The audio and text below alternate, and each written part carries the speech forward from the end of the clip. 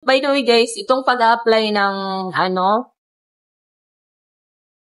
itong pag-apply sa barko, taking rest to kasi hindi mo sure, hindi mo alam kung matatanggap ka or kailan ka matatanggap.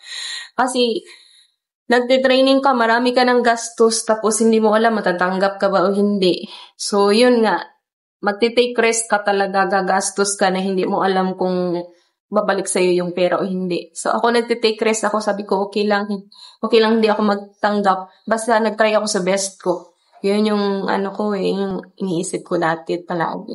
So, yun, natanggap naman sa awa ni Lord. Pero ngayon, waiting pa ng vessel assignment.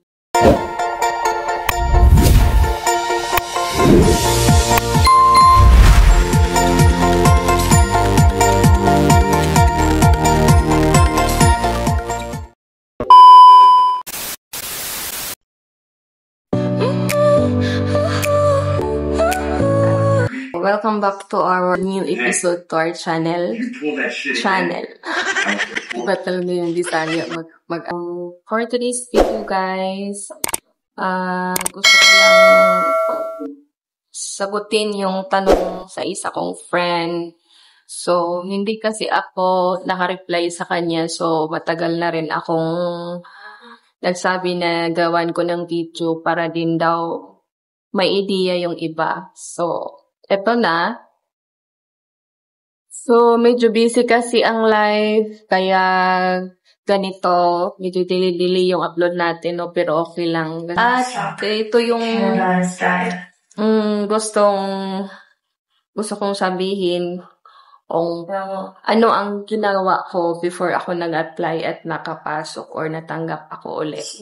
So, ganito yun, guys. Unang-una, mga tips or mga dapat gawin or mga awareness pag-apply, kung anong dapat ginawa or kung anong ginawa ko para ma-hire ako agad.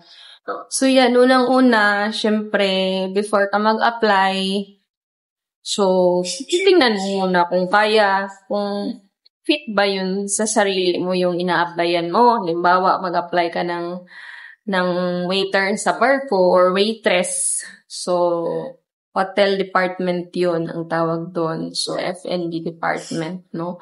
So, food and beverages. Pangalawa, titingnan mo muna din yung sa sarili mo na kaya ko ba? Kaya naman kaya lahat. So, lahat naman kinakaya kasi hindi kaya, no? Kasi pag pusok mo talaga, magpupursige ka talaga. Tapos, siyempre yung experience, kailangan ka may experience. So, kasi may experience, abroad ako galing sa Emirates Palace before sa Abu Dhabi, year 2013 pa ako nag-abroad. So, pangalawa, ang most important doon, kung may training ka, so kukuha ka ng training or so una, experience mo, kailangan talaga yun kasi hinahanap yun pag tinitingnan yung CV or resume mo, tinitingnan kung may experience ka kasi advantage kasi yun yung priority nila kung may experience ka ng hotel or restaurant. Okay lang, natatanggap din naman sila ng may experience dito sa Manila. So, mga hotel, yun, tinatanggap nila yung galing 101 Hotel, yung mga Manila Hotel, yung kada hotel, ano pa ba yung mga hotel dyan sa Maynila, marami pa. Nagtatanggap nga din sila nagtatanggap sila ng galing sa Jollibee or Chowking, basta fast food. Yun, mga Tapos yun, experience, tapos basic training, and kailangan may basic training, tapos may passbook or passport. So, seaman's book, kailangan nyo guys kasi priority yun. Tapos, yun, ano pa ba? So, maghanda ka din ng magandang resume. Yung resume mo dapat simple lang, pero dapat complete. So, yun. Yung objectives mo, ayusin mo. Tapos, kailangan yung mga experience mo from top, yun yung mga present na experience mo para mas mabilis nilang makita. Tapos kung maaari, 1 page lang yung CV mo or resume mo. Yung pangalawang, so okay lang naman magpangalawang page ka, pero at least malinis yung CV mo. Make it simple but elegant. So, ano siya. Para mapansin ka, para ma-hire ka. Kasi pag mapansin yung CV mo, papasahin nyo nila, ikaw ganda, ito maganda yung experience. Maganda. And then, ano pa ba yung experience, basic training, Siemens book, resume or CV. So, yun. Pag mag-apply ka, pang-5 pag mag-apply ka, kailangan presentable, light makeup lang sa mga babae. Tapos, pag nag-walk-in ka, huwag kang masyadong ano doon, pag nandun ka na sa office, yung keep silent ka lang. Yung agaw, pansin ka sa kanila, yung bukod tanging, yung focus ka lang kung ano yung gusto mo doon. Huwag kang masyadong pag-ano sa iba, ganun. Siyempre, nakafocus ka eh. So, yun. And then, pag nag-interview ka na, dapat yung anong tanong sa'yo, yun lang din yung answer mo. Huwag yung maraming blah, blah, blah, blah. Kasi ayaw nila yung ganun. So, direct to the point. So, ano pa ba yung ginawa ko nung ano pa ba yun? So, yun lang naman yung dapat gawin para mas madali or mas mapansin or matanggap pag nag-apply ka sa Hoship. So, experience, basic training certificate or COP, and then a Siemens book, and then Siemens book, presentable CV or resume, or updated CV or resume. And then, kung maaari, mag-vaccine ka na rin. Kasi ako, nag-vaccine ako. Yun, by the way guys, itong pag-apply ng,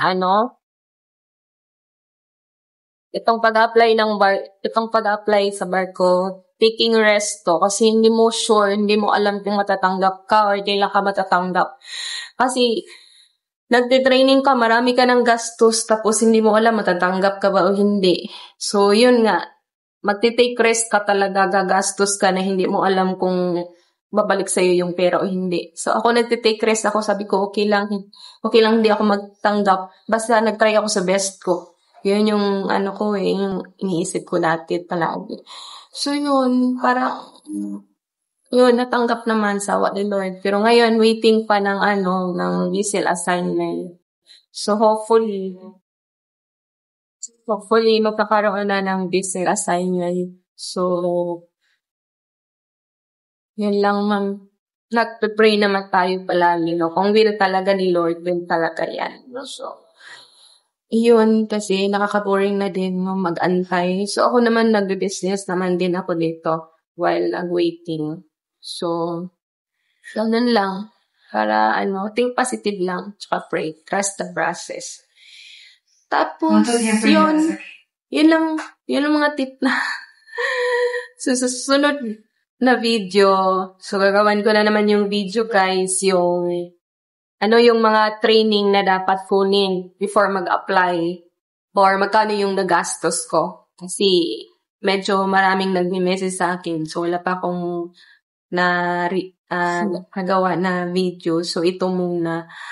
And that's all guys. So, thanks for watching. Bye. Subscribe nyo ako.